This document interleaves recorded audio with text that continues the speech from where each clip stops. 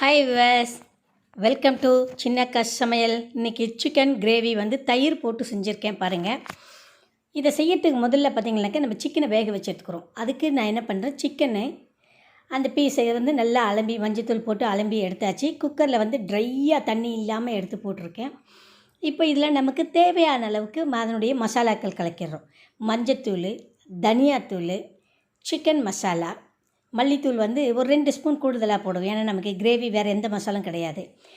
Chicken masala, அதுக்கப்புறம் பார்த்திங்கனாக்கா நமக்கு காரத்துக்கு உரப்புக்கு தேவையான அளவுக்கு கொஞ்சம் மிளகாத்தூள், அதாவது இதுக்கு மட்டும்தான் நறுக்கி வச்சுருக்கிற கொத்தமல்லி, கொஞ்சம் புதினா. அடுத்து பார்த்திங்கனாக்கா இஞ்சி பூண்டு பேஸ்ட், கட்டாயம் இஞ்சி பூண்டு பேஸ்ட்டையும் நம்ம இதிலே போட்டுடுறோம். இந்த மசாலாவுக்கு தேவையான அளவுக்கு சால்ட்டையும் நம்ம இதில் போட்டுடுறோம். இதில் அடிஷ்னலாக நம்ம பண்ண வேண்டியதுன்னா தயிரையும் போட்டு இதிலையே நம்ம இது தயிர் போட்டு நல்லா கலக்கிடுறோம். தயிர் எதுக்கு கேட்டிங்கனாக்கா, தயிர்னு போட்டு நம்ம பண்ணிங்கனாக்கா 1 மணி நேரமாவது சிக்கன் ஊறணும்னு சொல்லுவாங்க.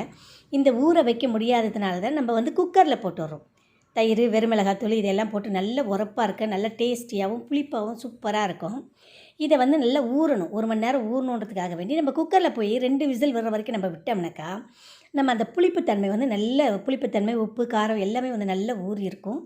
சூப்பரான டேஸ்ட்டாக இருக்கும். நம்ம வேறு எந்த மசாலும் பயன்படுத்தலை. 2 விசில் நம்ம விடும்போது சிக்கன் குழஞ்சிரும்னு நினைக்க வேண்டாம். ஏன்னா நம்ம சால்ட்டு போட்டுடுறோம், அதனால் குழையாது. பாருங்கள், குக்கரில் விசில் விட்டு எடுத்துகிட்டு சூப்பராக இருக்குது. இப்போ அதுக்கான மசாலா ரெடி பண்ணிவிடுவோம். வேறு எதுவும் தேவையில்லைங்க.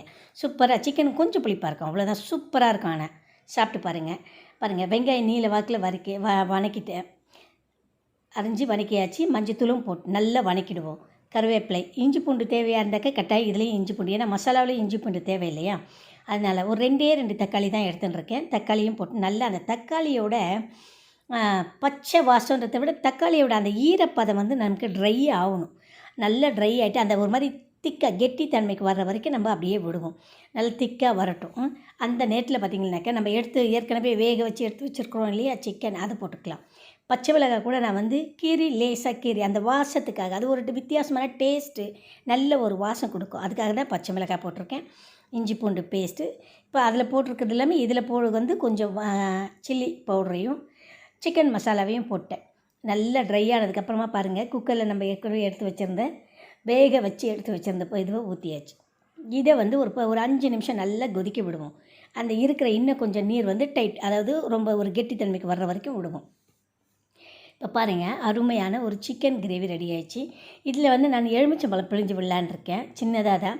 அது பார்த்திங்கனாக்கா மேக்ஸிமம் ஒரு 2 ஆறு 3 சொட்டு இருந்தால் போதும். ஏன்னா கேட்டிங்களா, அதிகமாக விட்டால் ரொம்ப புளிப்பாகிடும், சிக்கன் டேஸ்ட் மாறி போயிடும். அதனால் ரொம்ப நல்ல கிரேவியாக அருமையாக செஞ்சுட்டேன். புதினா, கொத்தமல்லி போட்டு இறக்கியாச்சு. சூப்பரான சின்னக்கா சமையல் சிக்கன் கிரேவி.